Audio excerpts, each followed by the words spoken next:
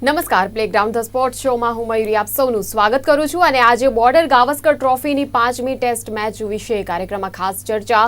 સિડનીના મેદાન પર ભારતીય ટીમ અને ઓસ્ટ્રેલિયાની ટીમ વચ્ચે પહેલા દિવસનો આ મુકાબલો કેવો રહ્યો તેના વિશે ખાસ વાત કરવાની છે. આ વખતે મહત્વનો ફેરફાર ટીમમાં એ થયો કે રોહિતની જગ્યાએ બુમરાહની કેપ્ટનશીપમાં પહેલો દિવસ જે છે પહેલા દિવસનો મુકાબલો રમાયો છે. ટોસ જીત્યા બાદ ટીમ ઇન્ડિયાનો પહેલા બેટિંગનો નિર્ણય. જો કે આ નિર્ણય ક્યાંક ટીમ ઇન્ડિયાને ભારે પડ્યો હોય તેવું લાગતું હતું, કેમ કે બેટિંગમાં ટીમ ઇન્ડિયાનું જે અપેક્ષિત એક પરફોર્મન્સ હોવું જોઈએ એ પ્રકારનું બિલકુલ જોવા મળ્યું નહીં. એક પ્રકારે ધબડકાનો માહોલ જોવા મળ્યો રમતના મેદાન ઉપર અને ઓસ્ટ્રેલિયન બોલર્સ એ ભારતની ટીમ પર હાવી થઈ ગયા. પંત અને જાડેજા પર પણ સખત દબાણ ઊભું થયેલું જોવા મળતું હતું. તો ક્યાંક જજમેન્ટ લેવામાં કદાચ ભૂલો ઘણી થઈ એવી એક સ્થિતિ ચોક્કસપણે જણાઈ આવતી હતી. બુમરાહ જો કે પોતે પોતાનું સારું પ્રદર્શન આપવામાં હજુ પણ ચૂક્યો નથી. છેલ્લે ખ્વાજાની વિકેટ જે પ્રકારે તેણે લઈ લીધી એ લઈને તેણે સાબિત કર્યું છે કે ભાઈ મેચ હજુ બાકી છે. ભલે પહેલો દિવસ એવો ગયો છે, પરંતુ તેનો મતલબ એવો બિલકુલ નથી કે આગળ જતા તમામ જે મેચ જ્યાં સુધી રમાશે ત્યાં સુધી આવું જ પરફોર્મન્સ જોવા મળશે. એટલે આજે હવે ચર્ચા ખાસ એ જ વાતની કરીશું કે કઈ દિશામાં મેચ જઈ રહી છે. હજુ ફક્ત એક જ દિવસ પૂરો થયો છે, પણ આખી મેચ જ્યારે બાકી છે તો ટીમ ઇન્ડિયા માટે હવે પ્રતિકારની કેટલી તકો બાકી છે એ આજના કાર્યક્રમમાં ચર્ચામાં ખાસ જાણવાનો પ્રયાસ કરીશું. અને વધુ સમય ન લેતા કાર્યક્રમની શરૂઆત કરી દઈએ. ચર્ચા કરવા માટે મારી સાથે સ્ટુડિયોમાં ઉપસ્થિત છે સ્પોર્ટ્સ એક્સપર્ટ અશોક મિસ્ત્રી. અશોકભાઈ, સ્વાગત છે આપનું કાર્યક્રમમાં. Thank you so much. તો ચર્ચા શરૂ કરતા પહેલા એક ખાસ અહેવાલ પર નજર કરી લઈએ.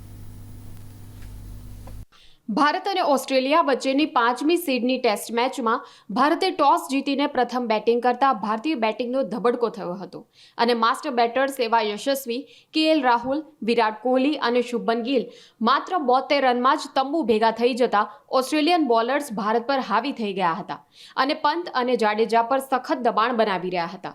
આ બંને ખેલાડીઓને, ખાસ કરીને પંતને તો શરીર પર અસંખ્ય ઠેકાણે બોલ વાગ્યા હતા. ઇવન સ્ટાર્કનો બાઉન્સર પંતના માથા પર ખતરનાક રીતે અથડાયો તો સ્ટાર્ક પણ ગભરાઈ ગયો હતો અને તરત પંત પાસે આવી ગયો હતો. જો કે કોઈ મોટું નુકસાન થયું ન હતું. જાડેજા અને પંતની લડાયક જોડીએ ખતરનાક પેસ એટેકનો જોરદાર પ્રતિકાર કરતા 151 બોલનો સામનો કરી 48 રનની ભાગીદારી બનાવી હતી. 120ના કુલ જુમલે પંત આઉટ થયો હતો, પણ તે પહેલા તેણે એક છગ્ગો અને 3 ચોગ્ગા સાથે 40 રન ભારતના સ્કોરમાં ઉમેરી દીધા હતા.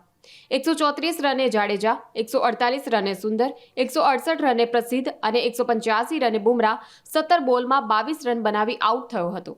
ઓસ્ટ્રેલિયા તરફથી ખતરનાક બોલિંગ આક્રમણનું નેતૃત્વ બોલેન્ડે 4 વિકેટો લઈને કર્યું હતું, જ્યારે ખતરનાક બાઉન્સર સાથે ઘાતક બોલિંગ કરતા સ્ટાર્કને 3 વિકેટો મળી હતી. કમિન્સે 2 અને લાયોને 1 વિકેટ લીધી. જો કે ભારતે વળતો પ્રહાર કરતા ખ્વાજાની વિકેટ માત્ર 9 રને લઈને કેપ્ટન બુમરાહે સંકેત આપી દીધો, બહુ ખુશ ના થાવ, મેચ હજુ બાકી છે. તો 5મી ટેસ્ટ વિશે જ્યારે આજે કાર્યક્રમમાં વાત કરવાની છે ત્યારે સૌથી પહેલાં તો ટીમમાં જે પ્રકારે ટીમ ઇન્ડિયાની હું વાત કરી રહી છું અને જે પ્રકારના ફેરફાર જોવા મળ્યા એના વિશે, એનાથી જ આપણે શરૂઆત કરવી એ વધારે યોગ્ય ગણાશે. 5મી ટેસ્ટ, અશોકભાઈ, રોહિતનું બહાર થવું, બુમરાહનું તેની જગ્યા લેવી, કેપ્ટન થવું અને ભારતીય ટીમ જે જાહેર થઈ, કઈ રીતે આખા ઘટનાક્રમને આપણે જોઈ શકીએ? ભારતીય ક્રિકેટ ઇતિહાસમાં કદાચ આ રેર બનેલો પ્રસંગ હશે કે જ્યારે કેપ્ટન પોતે, કે જે ચેમ્પિયન્સ ટ્રોફી સુધી એને કેપ્ટનશીપ સોંપવામાં આવી છે અને એની પાસેથી કેપ્ટનશીપ લઈ લેવામાં આવે અથવા તો કેપ્ટન હોવા છતાં પણ એને ટીમમાંથી બહાર મૂકવામાં આવે. એક વાત ચોક્કસ છે કે રન્સ બનતા નહોતા, પણ દુનિયામાં એવા ઘણા કેપ્ટન્સ છે કે પોતાની કેપ્ટનશીપમાં ભલે કદાચ રન્સ ના બની શકતા હોય, પણ એમની જે કેપ્ટન તરીકેની કાબેલિયત છે, કાબેલિયત ઉપર કોઈ શંકા ઉપજવાનું કારણ હોતું નથી. થોડા વખત પહેલાંની જ વાત છે કે રોહિત શર્માને જ્યારે T20 વર્લ્ડ કપ જીત્યા ત્યારે આપણે બધાએ ખભા ઉપર લઈને ફેરવ્યો તો આખા મેદાનની ઉપર, આખા ટીમે, અને જે રીતે મીડિયામાં અને ચારે તરફ એની વાહવાહી હતી, એ જ કેપ્ટન 6 મહિનામાં આટલો બધો વિલન કેવી રીતના થઈ જાય? તો ક્યાંક ને ક્યાંક આ બધી જે પરિસ્થિતિઓ છે, જે ઇન્ટરનલ દબાણ છે, જે એક્સટર્નલ દબાણ છે, પ્રેશર છે, એ તો પાર્ટ ઓફ ધ ગેમ છે. એમાં કોઈ કેપ્ટન એમાંથી છટકી ના શકે અને દરેકે દરેક કેપ્ટન જ્યારે મેદાન ઉપર ઉતરે ત્યારે સેન્ચુરી મારે એવું પણ નથી બનતું. હા, રન્સ બનતા નથી. એઝ અ બેટર ડેફિનેટલી એક મોટો વિષય તો ચોક્કસ છે કે ભાઈ આ ખેલાડી રન્સ બનાવી શકતો નથી, પણ એનો મતલબ એ નથી કે આ ખેલાડીએ પહેલાં મેચો નથી જીતાડી અથવા એટલું શાનદાર પ્રદર્શન નથી કર્યું. એક કેપ્ટન તરીકે મેચ પતે ને રિટાયરમેન્ટ જાહેર કરે પોસિબલ છે. હજુ રિટાયરમેન્ટ જાહેર કરવાની વાત તો છે નહીં, પણ ક્યાંક એને પડતો મૂકવામાં આવ્યો અથવા તો એણે કહ્યું કે ભાઈ I am opting out for somebody to come in, એટલે કે શુભમન ગિલને ટીમમાં લાવવા માટે પોતે પોતાનું બલિદાન આપી રહ્યો છે. એ રીતના એક સ્ટેટમેન્ટ જે જસપ્રીત બુમરાહે ટોસ પછી એણે કહ્યું કે ભાઈ he has ઓપ્ટેડ out for someone to play. તો આ જે વસ્તુ છે ક્યાંક ગળે ઉતરતી નથી. બીજી વાત છે કે જસપ્રીત બુમરાહને કેપ્ટન બનાવવાનો એનો તો કોઈ બીજો પર્યાય છે નહીં કે is the vice captain of the team, એટલે ઓટોમેટિકલી એ જ કેપ્ટન બને અને એમાં કોઈનો વાંધો ના હોઈ શકે. એની કેપેબિલિટી, એની જે એબિલિટી છે એમાં કોઈને શંકા ના હોઈ શકે. હા, એક વાત ચોક્કસ છે કે રોહિત શર્મા જે રીતે ટીમની બહાર થયો, પહેલાં તમે જો આખો ઘટનાક્રમ કેવો બને છે, કેવું પ્રેશર એની ઉપર. એણે જે મારી દ્રષ્ટિએ મોટી ભૂલ એણે એ કરી કે પહેલી મેચ ચૂક્યો હોય. પહેલી મેચ ચૂક્યા પછી એક વિપરીત માહોલ બન્યો ટીમમાં. વિપરીત માહોલ એટલે જસપ્રીત બુમરાહે ઓલરેડી ટેસ્ટ મેચ જીતી લીધી અને એક સ્ટેપ અહેડ કેપ્ટન તરીકે એનું એક આગળ નીકળવાનું જે વાત હોય એ થઈ ગઈ. લોકોને એમ થયું કે યાર જસપ્રીત બુમરાહ મેચ જીતી શકે છે, રોહિત શર્મા જીતી શકતો નથી. કમ્પેરિઝન આમ થવા લાગી. એક સાયકોલોજીકલ પ્રેશર બન્યું, રન્સ બનવાના ઓછા થઈ ગયા, જલ્દી આઉટ થઈ જાય.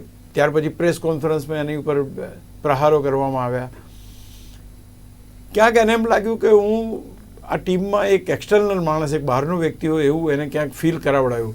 પછી એક ગૌતમ ગંભીરે એક પ્રેસ કોન્ફરન્સ કરી, એની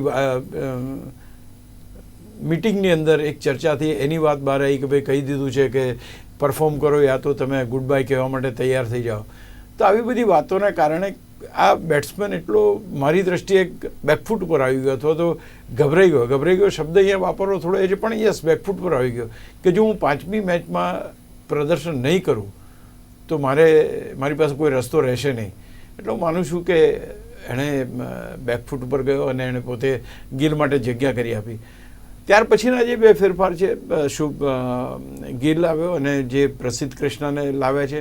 આકાશદીપ ઇઝ ઇન્જર્ડ, તો એ તો એની જગ્યાએ ફાસ્ટ બોલર આવવાનો હતો, એ બરાબર છે.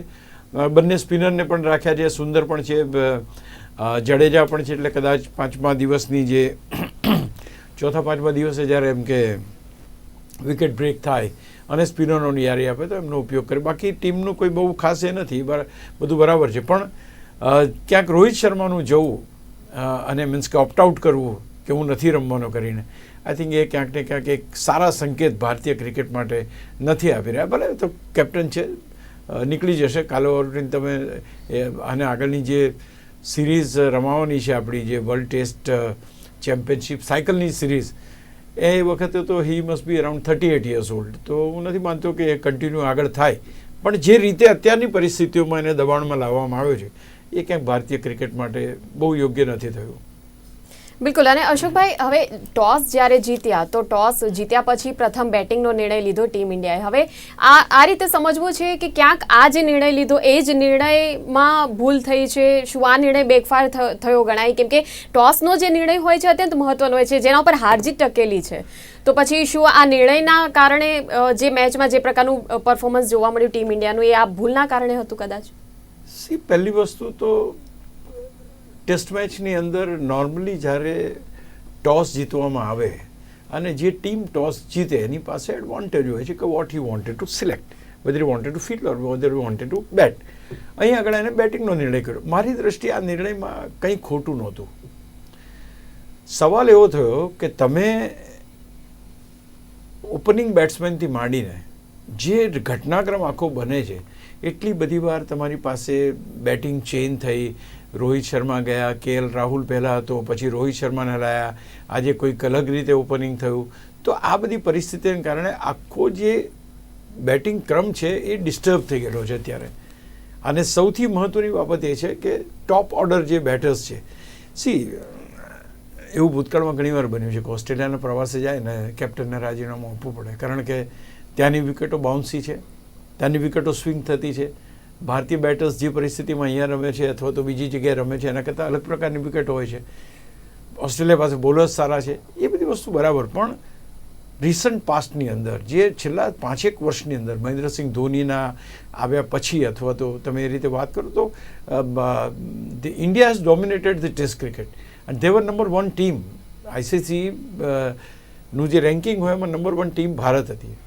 They have made it clear that yes we have von. અને આપણે પહેલાંય વાત થઈ છે કે આની પહેલાંની જે 2 શ્રેણીઓ જ્યારે ભારત ઓસ્ટ્રેલિયા જઈને રમી આવ્યું તો અને જીતીને આવેલી છે. So it was under Virat Kohli's captaincy કે વી હેવ વોન દેટ. હવે અચાનક જ ટીમ જો બેકફાયર કરે અથવા તો player doesn't play, they don't respond two what is the requirement of the team, તો એમાં કેપ્ટનનો વાંક મારી દ્રષ્ટિએ ના કહી શકાય. બીજું કે હા, ગ્રીન વિકેટ હતી એટલે એ વસ્તુ ચોક્કસ હતી કે એ કદાચ આપણે ધ્યાન રાખવા જેવી બાબત હતી, કારણ કે ગ્રીન વિકેટ ઉપર જે બોલ છે એનો સ્વિંગ જે થાય છે ઓફ ધ સીમ અને ઓફ ધ એર એ જબરજસ્ત થાય છે, એટલે એ તમારે બેટ્સમેન માટે હંમેશા તકલીફ ઊભી કરતા હોય છે. એ કદાચ એડવાન્ટેજ આપણે પણ લઈ શક્યા હોત જો આપણે પહેલાં ફિલ્ડિંગ કરતા હોત, તો આપણે જો પહેલાં રીતના પરિસ્થિતિમાં હોત તો અહીંયા આગળ જે પરિસ્થિતિ ઊભી થઈ, આપણે જે બેટિંગ કરી એ બેટિંગને કારણે એ advantage has gone to the opponent team, that is Australia. Australia પાસે સારામાં સારા બોલર્સ છે.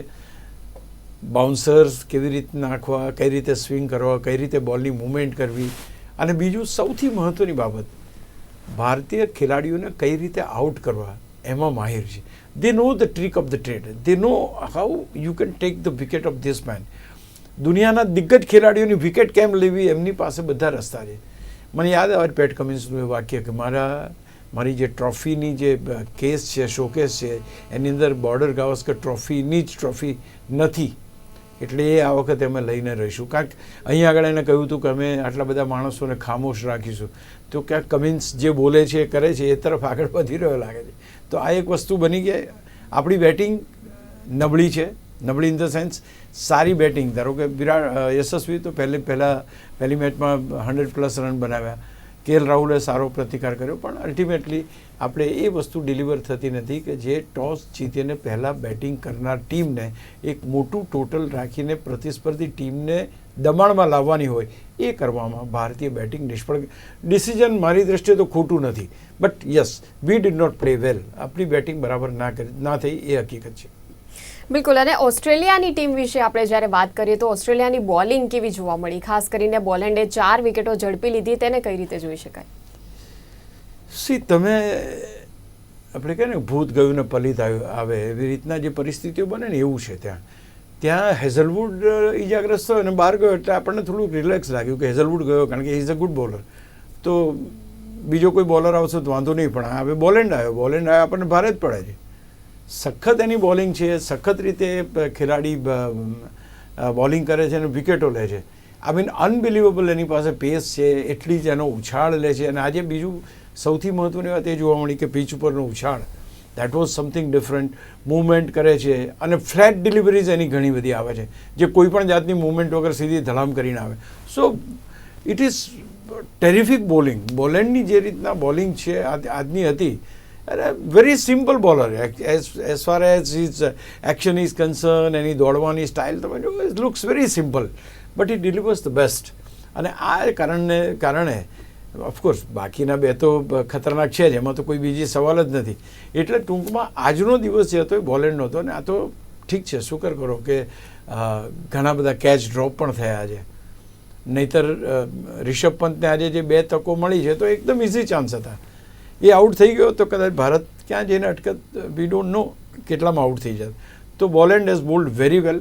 અને હેઝલવુડના ગયા પછી એક સારામાં સારો બોલર ઓસ્ટ્રેલિયાને મળ્યો, એટલે એ વસ્તુ એમના માટે પ્લસ કહેવાય કે બોર્ડર ગાવસ્કર ટ્રોફીમાં એમણે એક ખેલાડીને ઇન્વેન્ટ કર્યો. એ ઇન્વેન્શન એમનું એ છે કે બોલેન્ડને બોલિંગમાં અને જે આપણે એક બેટ્સમેન કોન્સ્ટાસ આવ્યો છે એને, આ 2 ખેલાડીઓ એ જો સક્સેસફુલ થાય છે તો એનો યસ ડેફિનેટલી કમિન્સને જાય છે. બિલકુલ. તો બોલેન્ડ વિશે આપણે જેમ વાત કરીએ, હવે મિચેલ સ્ટાર્કનું નામ લેવું પડશે, કેમ કે એ પણ ભયાનક બોલિંગ કરી રહ્યો હતો, એમ ચોક્કસ કહી શકાય. બાઉન્સરનો મારો ચલાવ્યો, પંત અને જાડેજાને એકદમ પરેશાન કરી નાખ્યા, એમ કહી શકીએ. He is the most dangerous bowler I have seen. આજની પરિસ્થિતિમાં આજે સવારે જેને બોલિંગ કરતો જોયો છે, it was terrific. Any movement અને ખાસ કરીને એની જે લેન્થ છે, અરે રિષભ પંત લાઇનમાંથી અળગો થાય પહેલાં તો ધડામ કરીને હેલ્મેટ ઉપર, બીજો તો પેટમાં, ત્રીજો તો પગ ઉપર, એટલું બધું. આને આમ એના ચકામાં થઈ ગયા ને એ પણ જોવા મળતા હતા. આજે તો એ રીતની પરિસ્થિતિ હતી કે એટલી બધી એ લોકોએ એમની જે કહેવાય ને કે એની સામે પ્રતિકાર કર્યો છે. તો બોલ જે વાગ્યા છે એ આપણે જોઈએ તો ખબર પડે કે કેટલી ખતરનાક સ્થિતિમાં આ બંને બેટ્સમેનોએ ઝીંક ઝીલી છે.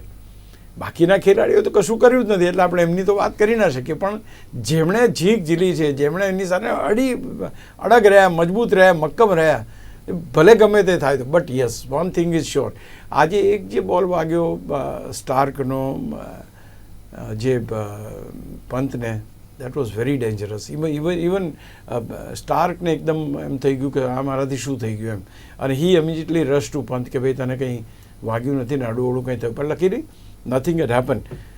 હી is a fearsome bowler, he is a dangerous bowler. આજની પરિસ્થિતિમાં અચાનક ઉછાળેલી પીચ ઉપર સ્ટાર્ક જેવો 6.5 ફૂટનો એ માણસ, અને જે આર્મ એક્શન જે એની છે અને ત્યાંથી બોલ રિલીઝ કરે છે, ઈ વોઝ ડેડલી. આજની બોલિંગમાં મારી દ્રષ્ટિએ Starc was the best. Cummins is good, Boland is good, Cummins is very good. બોલેન્ડે વિકેટો લીધી એ પણ બરાબર, but this man was dangerous. It was difficult to play him. એની લાઇનમાંથી તમે બહાર નીકળો, એને કમરનું થોડો સ્ટ્રેચ હતું, તે છતાંય હી હેઝ મેન્ટેન દેટ 140-145 કિલોમીટરની બોલિંગ એણે મેન્ટેન કરી, અને મોસ્ટલી શોર્ટ ડિલિવરીઝ. ધડામ કરીને શરીર ઉપર જાય, ધડામ કરીને પગ ઉપર આવે, હાથ ઉપર આવે.